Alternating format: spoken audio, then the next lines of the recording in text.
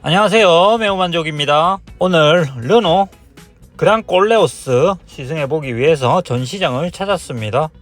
제가 르노 차는 되게 약하거든요. 잘 몰라서 이게 제대로 된 시승기가 될 수 있을까 싶긴 한데, 그래도 한번 시작해 보도록 하겠습니다. 매우만족이란 사람은 저런 시각으로 보는 거라 하고 봐주셨으면 좋겠습니다. 자, 우리나라 하이브리드 자동차 중에서 가장 필요한 거는 뭡니까? 가장 인기가 있는 거는 뭡니까? 중형 SUV 하이브리드지 않겠습니까? 그죠? 대표적인 차종으로 산타페나 소렌토 그 정도의 사이즈를 갖고 있는 SUV 자동차가 가장 인기가 많습니다. 자, 그 선택의 폭을 넓혀줄 차가 바로 이 차량, 르노 그랑콜레오스였는데, 야심차게 준비를 하고 2024년 부산 모터쇼에 데뷔를 하게 됩니다. 그리고 모터쇼 직전에 작은 이슈가 있어서 한참 주춤하는 듯 하더니 그래도 높은 상품성으로 다시 한번 조명을 받고 있는 그런 차입니다. 제가 이 모델에 관심을 갖게 된 이유는, 제가 예전에 QM6 그 모델 LPE 모델을 관심을 깊게 두고 오랫동안 봤단 말입니다. 물론 사진 않았지만 그 모델을 보다 보니까 이게 그 모델은 이제 후속으로 이렇다 할 만한 후속이 나오지 않았습니다. 그죠? 그런데 이 차가 이제 QM6의 후속으로 등장을 하게 됐죠. 그리고는 이제 차량 사이즈가 상당히 마음에 드는 차량 사이즈가 됐고요. 그리고 이제 이텍 하이브리드라고 해서 아르카나에 있던 하이브리드와 비슷한 시스템이다 라고 해서 귀가 조금 솔깃해지는 가운데, 제가 이 차를 직접 보고 야, 괜찮다 싶은 데다가 결정적으로 그 차량에 붙어 있는 이 연비표를 보고, 에너지 효율 등급을 보고 좀 놀랐습니다. 대체 이 시스템이 어떻게 되길래 이렇게까지 연비가 괜찮게 나오는가 싶어서 한번 시승을 신청하게 되었습니다. 광고할 때 이런 식으로 광고를 하죠. 전기차 같은 하이브리드다. 자, 그 소리를 듣고 제가 머릿속에 그리고 있는 이 차량의 파워트레인, 그리고 이 차량의 실제 파워트레인을 비교해보면서 한번 즐겁게 시승을 해보자 싶어서 시승을 신청하게 됐습니다. 이것도 마찬가지로 동승 시승이라 사진 같은 거, 동영상 같은 게 많이 없어요. 그냥 제 느낌을 그대로 전달해 드릴 테니까 한번 참고해 보시고 도움 되셨으면 좋겠습니다. 일단 궁금하니까 본네트부터 깝니다. 하이브리드 파워트레인, 엔진은 1.5 터보, 배터리는 1.64kWh. 전 배터리 용량이 엄청 클 줄 알았는데 생각보다 그렇게 크진 않습니다. 그죠? 여기서 메인 모터가 100kW급 모터 하나랑 60kW 서브 모터 이렇게 들어있고, 미션은 3단 미션이 이렇게 들어있습니다. 그래서 얘네들이 조합이 돼서 245마력의 출력을 달성합니다. 자, 설명을 좀 들어보니까 토요타 직병열식 하이브리드를 기반으로 했다라고 하는데, 웃긴 게 요 보면 HSG가 있어요. 타보시면 이제 정말 현대기아 같지는 않고, 그렇다고 해서 도요타스럽지도 않은 좀 괜찮은 그런 느낌을 보여줍니다. 이제 메커니즘적으로 깊게 설명을 못 들었기 때문에 100kW하고 60kW 모터가 어떻게 조합이 돼서 이렇게 굴러가는지 그런 부분에 대해서는 아직도 약간 의문이 남아 있거든요. 차를 타보면서 의문을 한번 풀어보도록 하겠습니다. 차 베이스는 이제 지리자동차의 싱류의 L이라는 자동차입니다. 이 차는 이제 플랫폼이 CMA 플랫폼이라고 해서 볼보에도 쓰는 그 플랫폼이거든요. 그래서 실내외에 볼보의 느낌이 약간 있을 수도 있다라고 하는데, 볼보의 느낌보다는 저는 BMW의 느낌이 조금씩 나는 게 좀 신기했습니다. 차량의 디멘전을 한번 보고 가겠습니다. 전장 4780에 전폭이 1880으로 소렌토, 산타페보다 조금 작은 그런 사이즈고요. 전고나 축거 보시면은 전고가 1705, 축거가 2820으로 휠베이스가 좀 길죠, 그죠? 그리고 윤거는 1908, 1606 이렇게 나오고, 공차 중량이 1735kg. 조금 가벼운 편인가요?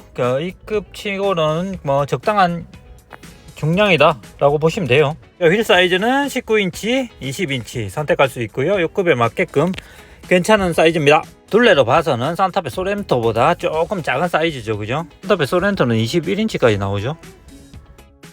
샤시는 전륜구동의 자동 3단 변속기, 전륜 서스펜션 맥퍼슨, 구류는 멀티링크, 브레이크는 디스크 브레이크고,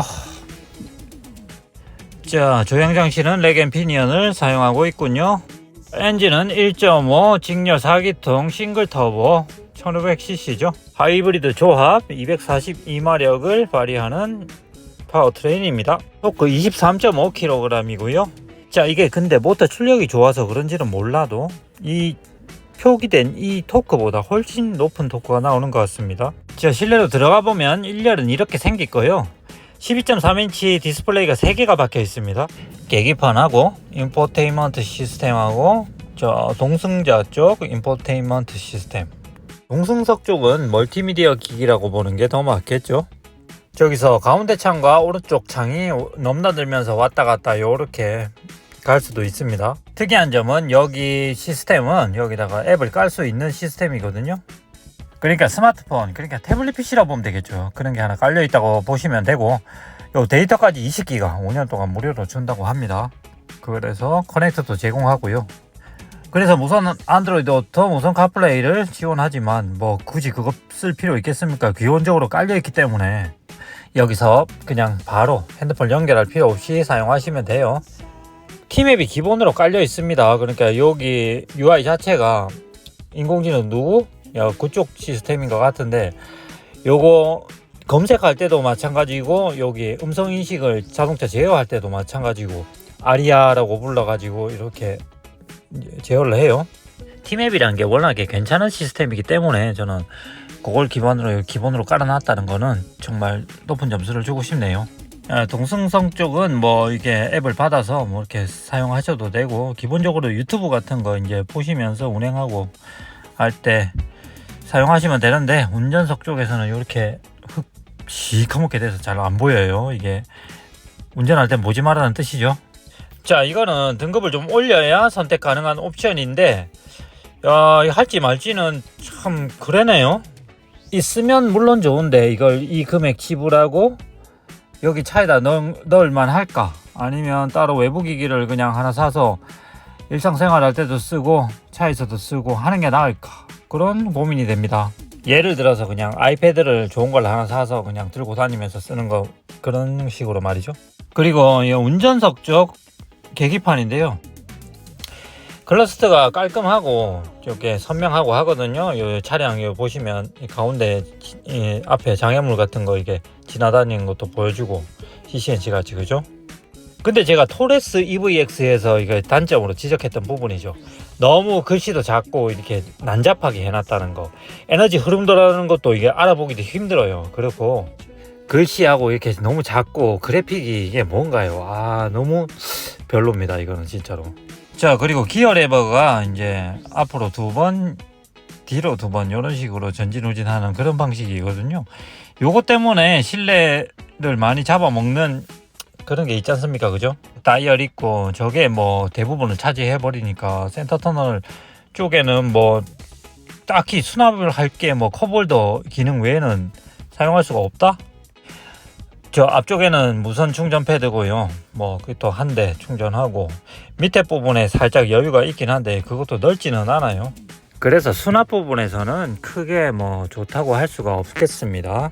앞은 그냥 그래요. 뒤로 가보겠습니다. 뒷자리는 방석 길이는 길고 이렇게 착자감 좋고 높이는 나오고, 그 전체적인 공간은 그렇게 큰 건 아닙니다. 그래도 넓은 E급 정도의 공간을 확보를 하고 있어요. 시트나 이게 도어 트림 쪽 보면은 이렇게 알칸타라 소재가 좀 붙어 있고, 이렇게 앉아 보시면은 좀 현대 기아차답지 않게 외국차스러운 그런 괜찮은 쿠션감이 있어요. 자, 2열도 독립 에어컨이죠. 그래서 이 차는 총 3대 에어컨이 있습니다. 그리고 뒤 2열에 레그룸 길이 충분하죠. 뭐 산타페나 소레토나 이 차나. 그렇지만 이 정도 세그멘트의 차를 사면서 좀 아쉬운 거는 5인승만으로 끝내버린다면 참 아쉬운 선택지가 아닌가. 6인승, 7인승을 선택하게 되면은 무엇보다도 참 좋은 거죠. 그죠? 5인승밖에 선택할 수 없다는 거는 조금 마이너스 요인이지 않을까 싶습니다. 자, 트렁크 크기도 괜찮은 트렁크 크기를 보여주고요. 밑에도 이렇게 수납 공간이 있습니다. 자, 이건 20인치 휠이고요. 20인치 휠이 이 모델은 19인치보다 월등히 이쁜 것 같아요. 자, 이제 차를 한번 타고 밖으로 한번 나가 보겠습니다. 중앙에 차들이 이렇게 표시가 되죠. 이 차량의 HUD입니다. HUD가 좀 특이한 점이 있는데, 이거는 전면 유리에 상이 맺히는 게 아니라 이게 증강현실 HUD라고 해서 본네트 끝자락 줌에다가 이게 상이 맺히거든요. 근데 큰 의미는 없는데 이게 표시 내용이 너무 작습니다. 그래서 이거를 옵션으로 선택을 할 건지 높은 등급으로 할 건지 선택인데, 야, 이게 참 고민이네요. 이 정도 표시되는 거면 그냥 선택을 안 해도 되겠다라는 생각도 있어요. 증강현실이 그렇게 와닿는 것도 아니거든요. 자, 시동을 켜니까 바로 엔진이 깨어납니다. 엔진 음은 정숙해요. 1.6 터보 하이브리드 현대기아차의 그 하이브리드보다 정숙한 느낌입니다. 자, 앞열에는 1열에는 이중 접합 유리가 들어가서, 그리고 차 전체가 바닥도 그렇고 바닥 쪽이 특히 NVH가 좀 뛰어난 것 같네요. 차 매우 조용합니다. 좀 딱딱하면서 묵직한 느낌이 드는 승차감을 보여주고 있고요. 그렇다고 해서 고급스러운 승차감이나 그런 건 아닙니다. 딱 입금에 맞는 정도의 그런 승차감 보여주고 있고요. 이 산타페에 비하면 롤이 조금 더 제한이 되어 있어서 승차감은 이게 좀 낮다고 볼 수도 있겠습니다. 그리고 모터 출력이 확실히 좋고요. 노멀 모드, 스포츠 모드, 특히 스포츠 모드로 변환을 시키면 이게 모터 출력이 좋기 때문에 잘 나갑니다. 마치 전기차 같다. 주행의 75%를 전기 모터로 주행할 수 있다. 뭐 그 말은 좀 약간 과장인 것 같고요. 수시로 엔진이 깨어나는데요. 수시로 엔진이 깨어나면서 모터도 돌면서 회생 제동도 돌면서 뭐 그런 식으로 자기들끼리 전환을 하면서 이렇게 운행을 하거든요. 그 과정들이 좀 조용하게 느껴지는데, 이 차가 이제 만약에 조금 노후되고 했을 때는 이 정숙성이 계속 유지될 수 있을까 하는 의문이 있어요. 나름대로 상상하기론 플러그인 하이브리드의 그것과 이제 EREV의 그것과 조금 유사한 방식이지 않을까라고 생각했는데, 이렇게 엔진이 자주 깨다니 좀 의외였고요. 그 엔진이 깨는 와중에서도 그 엔진 자체가 정숙하기 때문에 이렇게 파워트레인이 정숙하다고 느낄 수가 있는 것 같네요. 그리고 자주 깨지만 중요한 건 그 전기와 엔진 간의 전환이 될 때 그걸 이질감을 상쇄시킬 수 있는 기술이 뛰어나다고 생각합니다. 그래서 이 정숙성을 높게 평가하지만 저는 현대기아의 병렬식 하부보다 크게 뭐 나을 게 뭔가 그런 생각도 들어요. 그거나 똑같은 하이브리드가 아닌가. 같은 값이라면 현대기아로 가지 않겠나, 저는 그런 생각이 들어요. 근데 이게 한 300만원 정도 싸다고 하죠. 그렇다고 해서 이 차를 선택할 만한 그게 메리트가 있을까, 그런 생각이 드네요. 그래도 파워트레인 하나는 제가 시승해본 결과 물건은 물건입니다. 이제 현대기아의 하부 기술이 아주 높다고 평가를 받는데, 그것보다 좀 더 어떻게 보면 뛰어날 수도 있다? 뭐 비슷하다? 뭐 그 정도 평가하면 되니까요. 그래서 저는 이 차를 이제 1.5 터보 하이브리드 파워트레인 그거 하나 보고 제일 낮은 등급으로 출고를 한다고 하시면은 가격적인 메리트나 이게 가성비로 괜찮다고 생각을 하거든요. 자, 그러면 3,777만원인가요? 그 가격으로 이제 이렇게 큰 중형 SUV 하이브리드 카를 얻을 수가 있다는 것 자체가 엄청나게 큰 메리트 아니겠습니까? 그죠? 투싼 스포티지 가격으로 이제 그거보다 한 급 높은 차를 소유한다는 그런 메리트가 있죠. 그죠? 전체적으로 봤을 때는 저는 기대와는 달리 그냥 그랬습니다. 차가. 파워트레인에 상당히 많은 기대를 하고 왔는데 기대가 너무 높은 기대였나요? 그래서 제가 원하는 방식하고 좀 틀렸다. 제가 생각한 방식은 엔진 개입이 최소한으로 되는 그런 방식을 생각하고 있었는데 그거랑은 좀 틀리네요. 그리고 제가 주행했던 연비는 한 11점 몇 킬로 이렇게 나왔어요. 여러모로 따져봤을 때 저는 그냥 좋은 경험했다 이렇게 생각하고요. 산타페나 소렌토가 상품성이 훨씬 더 낫지 않나 그렇게 생각합니다. 물론 이 파워트레인은 제가 인정합니다. 하지만 하이브리드도 이제 한 세대 더 진화를 앞두고 있습니다.